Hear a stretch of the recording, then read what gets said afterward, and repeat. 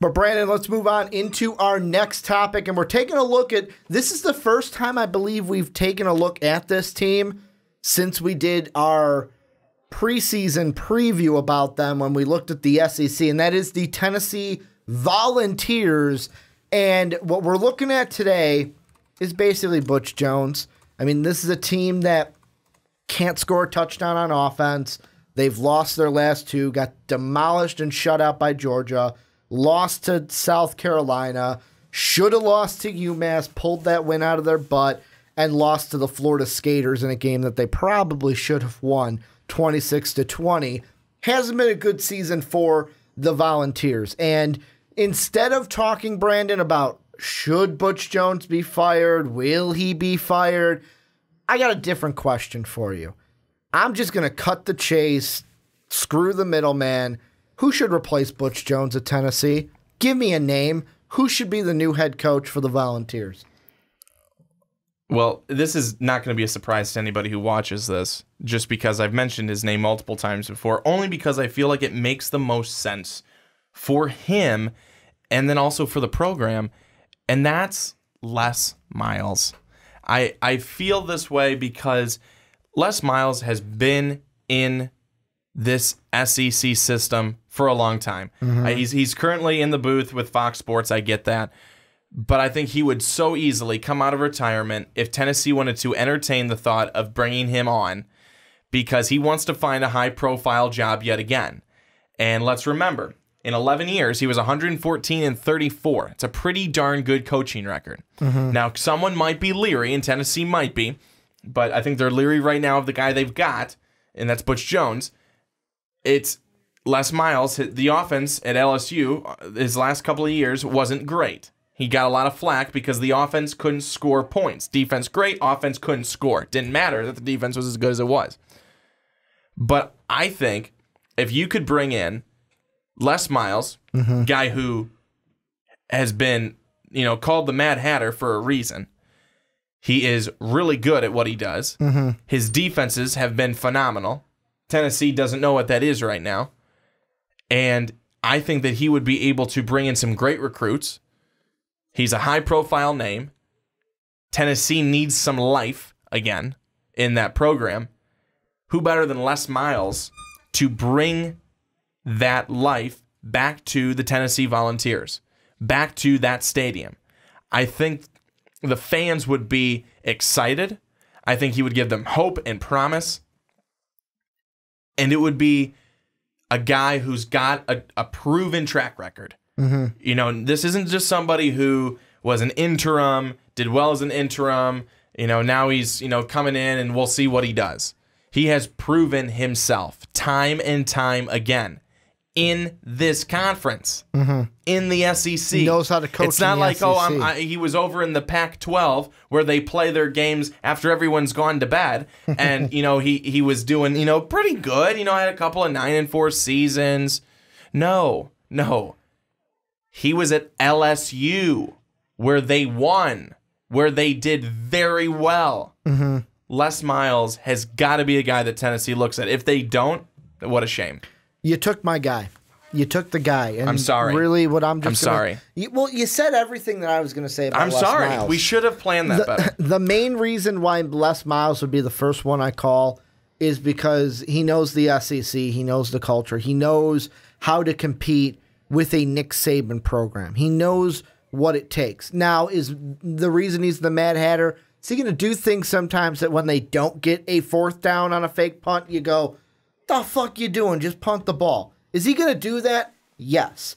You're going to love him when it succeeds, though. However, 114-34 in 11 years, including a national championship and 2 SEC titles, I'll take that pedigree. I will take it. I got an interesting one for you. And I want you I'm going to throw it out there. I'm going to give my little 2 cents. And it's going to catch you off guard. You ready for this? Jim Bob Cooter. Yeah, no, I was thinking the same thing. I was thinking the same thing. He has a history at Tennessee. Look at what he's been able to do in the NFL right now. Like, the thing I look at is you're thinking, you were talking about this defense. Like, this defense is not good. The one thing I think of when it comes to Tennessee is, yes, the SEC, you need a defense to play, but let's get this offense going, man. Let's get some points on the board. Like, there is a problem when after this SC game that they were saying, yeah, you know what, the last touchdown the Vols scored was when they beat UMass. It's been 2 games since the Vols have scored a touchdown on offense. That is a problem. Give me a guy that's going to go out there and is going to put an offense on the field because, yes, if you stop the other team from scoring, you'll put yourself in a chance to win the game, but it doesn't help if they kick a field goal and you can't score. You lose 3-0 every single time. You got to put points on the board. Jim Bob Cooter, though, is an interesting one because I don't know if they call him, well, he'll pick up the phone because he might not know who's calling, but does he take that call or does he say, you know, I'm good here with Matthew Stafford and the Lions. We got some good things going here in Detroit. Well, here's even the bigger thing is that, okay, you know, they're Tennessee, they're calling for a head coach for a head coaching spot, but he may be trying to bide his time for an NFL head coaching spot.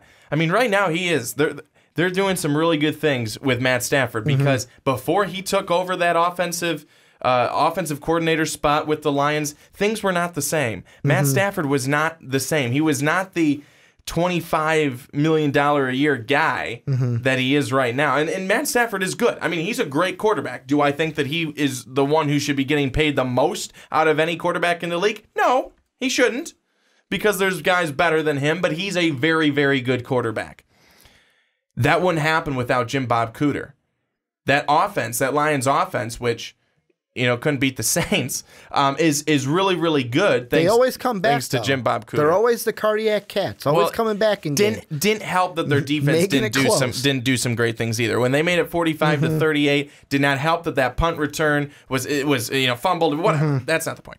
But I think Jim Bob Cooter would not go to Tennessee only because I think he wants to stay with Detroit. I think Detroit has a very, very positive stance on this season, even though they're 3-3. I still think they believe now that Aaron Rodgers is injured and most likely for the rest of the season, this NFC North has all of a sudden just busted wide open.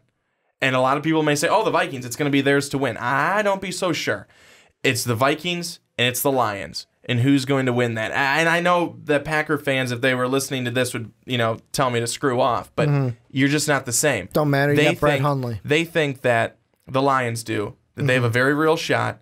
Jim Bob Cooter, I think, is thinking the same thing. They have a real shot to make the playoffs, to be in the playoffs, and possibly go somewhere in the playoffs. He wants to be able to put that on his resume for an NFL head coaching job. That's what I think. I don't think that he would want to go and play at Tennessee, where he could get more money in the NFL, more prestige in the NFL. But you have that connection to Tennessee. You had that connection under Philip Fulmer. Remember when you won Tennessee? Maybe you don't, because that was all the way back to Philip Fulmer. But I think that is something that could be a reason why he would want to go back. But I think for everything that's going on with the Lions right now, for how even at 3-3, how well they've been doing, with the progress that Stafford has showed, with everything like that, I think he enjoys where he's at, thinks that they can continue to do something in Detroit, and if anything, he wants that NFL head coaching spot. I'm going to throw a name out there, and I want you to give me yes or no and why. Chip Kelly. You got to mention him at every big coaching vacancy. Here you go. Chip Kelly, yes or no, why? I'm going to say no. I don't feel like it would be the right spot. SEC, I don't know if that would be the right spot for Chip Kelly. Is it because he's all offense, and you think that the Chip Kelly gimmick just wouldn't work in the SEC? I just don't know if it would. I mean, it certainly worked at Oregon. I don't see Chip Kelly as an SEC guy because we see a lot of times how you have to be successful in the SEC. And let's look at two teams that are being very, very successful right now, Alabama and Georgia. Defense. Defense, I mean, they've got offense. We know that. We've seen it. Well, they also have quarterbacks who are doing very well right now. But defense, I could see Kelly as a coordinator coming over and being like an offensive coordinator. But I don't know if I could see him being the head coach in the SEC for an SEC program. And the thing that I'm looking at right now, because I've got a few that I'm thinking of, but the thing that I'm thinking more is like, is there for this, if Butch Jones gets fired, of course this is a what if he gets fired, is there a coach from a small team, a non-Power 5 team that gets the bid? Like we have a PJ Fleck with Minnesota, how we saw the Baylor Bears dip into the non-Power 5 ranks. You got Fuentes with Virginia Tech, was with Memphis, and he wasn't a Power 5 guy. And really looking at it, the only one that I can think of, and I just don't think they do, like there's two guys that I'm thinking about. The first one is Charlie Strong at South Florida, 6-0 this season, 3-0. However, he coached in the Power 5 with Louisville, but then everything that happened at Texas totally was just a shit show, to put it frank. Would you even look at a guy like Charlie Strong for this job, or would you say, no, he's not our guy? I don't think he's an SEC guy. How about this? So I'm going to go in a different direction. I'm not going to go with somebody from a smaller school. Okay. I'm going to go for someone from no school. Okay. How about John Gruden? I was going to bring him up. How about last. John Gruden? Do you think he would leave the okay. One, I think he would leave the broadcast booth. My question is, would he leave the broadcast booth for Tennessee? That is where I'm like, I don't know. So when the Tennessee job opened back in 2012, they tried to woo him there. He didn't take it. Clearly, we know he didn't take it. But he called the coaching position with Tennessee his dream job. If he had the chance to go back to the quote-unquote dream job coaching spot, do you think he could do it? Do you think he would do it? I think he'd think about it, and that's all you need. When it comes to something like this, all you need is the person to think about it. Put the seed in there. Anything's possible at that point. And you said it just a little bit ago when I was talking about what do the good teams in the SEC have. They have offense, but they have really good defenses. You said they've got quarterbacks. What does John Gruden have on ESPN Monday Night Football? Quarterback camp. The guy knows quarterbacks. Knows how to work with them. And exactly. He knows the small tweaks that we won't even notice as a casual fan, that we wouldn't even notice. He picks up on that. He gets it. He can change it. He can develop it. That's what he would need to do at Tennessee. That's what Tennessee would need, among another million things, to be a competitive team once again. I think that if he went there, I know it sounds so dreamy now, and a lot of people I think would say, well, he's been at ESPN, he's been on Monday Night Football, why would he give that up? It's such a solid gig, it's such an easy gig, he's making good money, blah, blah, blah. But if he's saying that was the dream job, that is the dream job, and it opens up, why not try and go for it? Why not try and go for it? Tennessee's going to call him. Why not? What else do they have to lose? Well, and I mean, the thing that I think about is, and I have had this kind of thought with John Gruden. There was an article I read maybe like a year or two ago, and it was something about like, is John Gruden getting sick of doing Monday Night Football? And like, you got to think of what's going on with ESPN right now, with everything changing. I mean, I'm not saying that in the broadcast booth. I mean, really, you can't judge anymore from what it looks like on TV, because look at Mike and Mike. They looked like they had a great relationship behind the scenes. It was toxic as all hell. But thankfully, they were two professionals who were able to keep it together when they were on screen. I don't know John Gruden personally. I'm not going to say that he's not yet quite a good friend of the show yet. He's soon to be. We'll have him on once or twice. Maybe when he accepts the job at Tennessee, we'll have him on. But I don't know how he feels towards Sean McDonough, who is now the play-by-play for Monday Night Football. But you got to think of that. He'd been doing it with Mike Tirico for so long. Then Tirico leaves to go to NBC, Now you get like, and then at that point, it's like John might be sitting there going, do I even want to be here anymore, man? Do I even want to be here on Monday night? I could go to Tennessee. And he did attend a Tennessee game. I want to say it was around October. Actually, yeah, it was. I'm looking right here. Attends Tennessee game in Knoxville. Sends Val's Twitter to #groomers frenzy. And that was this past weekend. This article was actually put out 2 days ago on seccountry.com/Tennessee. I'm not saying, like, it's not far-fetched. I can see him. It's not as far-fetched as one might think. I could see him leaving ESPN. I don't know if I visualize him taking the Tennessee job. Here's the thing, Ricky, is there's no way in my mind that he leaves ESPN if he's not going for a coaching job. Why would you leave? Well, here's my question. I'll ask you. Why would you leave? Same thing we talked about Jim Bob Cooter. Would John Gruden rather get a job in the NFL or college? I don't necessarily think he wants a job in the NFL. He's had multiple opportunities to be able to do it. I don't think he wants a job in the NFL. He hasn't taken any spots. More pressure? And I understand. I don't necessarily know if that's it, but I just think when a guy says that his dream job is coaching at Tennessee and that Tennessee job comes open, if he don't go for it, it's not a dream job for him. I mean, it's simple as that. Because, Ricky, if you have a dream job placed in front of you, I mean, I know we're doing MVP, but if you have a dream job that's placed in front of you, do you just drop everything and go for that dream job? Because guess what? It may not come up again. If you don't do it, it's not your dream job. Well, this is actually story time with Ricky now. This is a bonus feature, folks. This is actually hitting close to home because this is what happened. There were 2 jobs that I've had, like, in my head. That's what I wanted. The first one was in college. I studied to be an educator, studied to be a music teacher. I wanted nothing more than to teach at my old high school. Would have been the dream. Be the guy at my old high school to run the band program. Didn't get it. I will admit, weeped like a little fucking baby when I read that, no, you're not getting the job. The second dream job that I've ever had, we're doing it right now.